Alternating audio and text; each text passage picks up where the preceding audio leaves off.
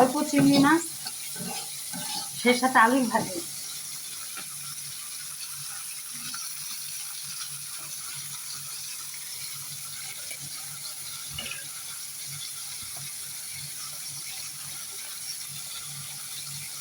তেল দিয়ে দিলাম। আলু ভাজি আমরা সবাই খুব পছন্দ করি, তেলের জন্য আমরা সবাই আলু।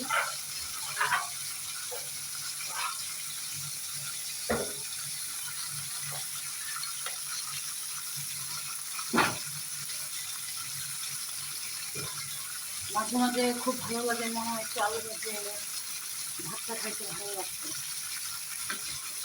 মাঝে মাঝে আলু ভাজি খুব মিস করি।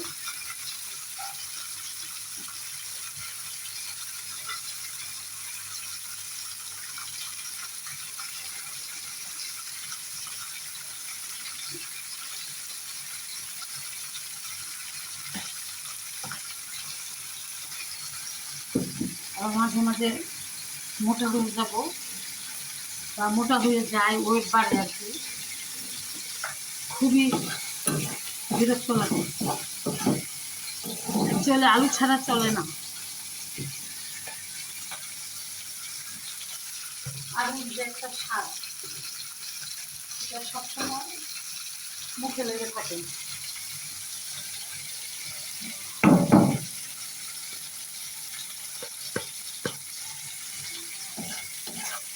আর কাছে কোকোর আলু ভাজা, এটাও খুব স্বাদ, খুব ভালো লাগে।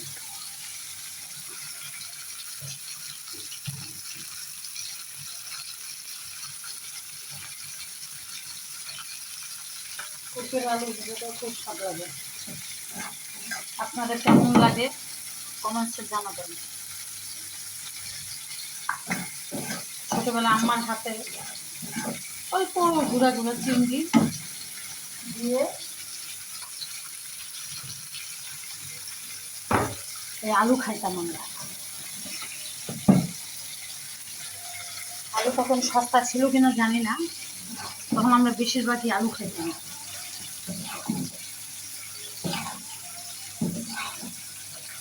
এখনো খুব মনে পড়ে আমার মার হাতের রান্না।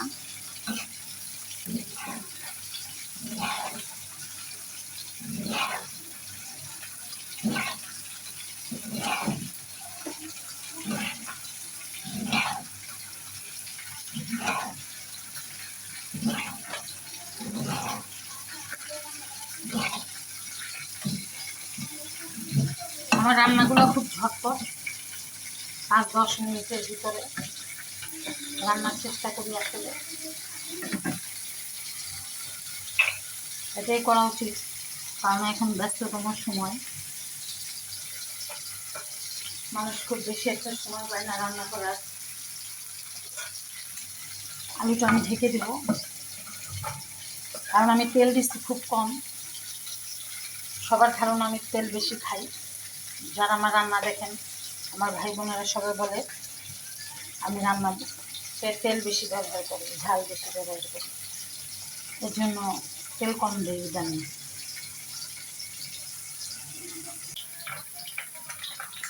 আলু ভাজি প্রায় হয়ে গেছে। সমস্যা হচ্ছে পানি বেশি উঠছে আলুতে, কেন জানি না। এখন আমি এটাতে একটু চাট মশলা দিয়ে দিলাম। এটা একটা নর্মাল চাট মশলা করে রাখছিলাম, এটা দিলাম। যেটা খুব চাট মশলা ঝাল, ওইটা দিলাম না, এই হালকা ঝাল যেটা, এটা দিলাম। নাড়াচাড়া করে নামাই ফেললাম।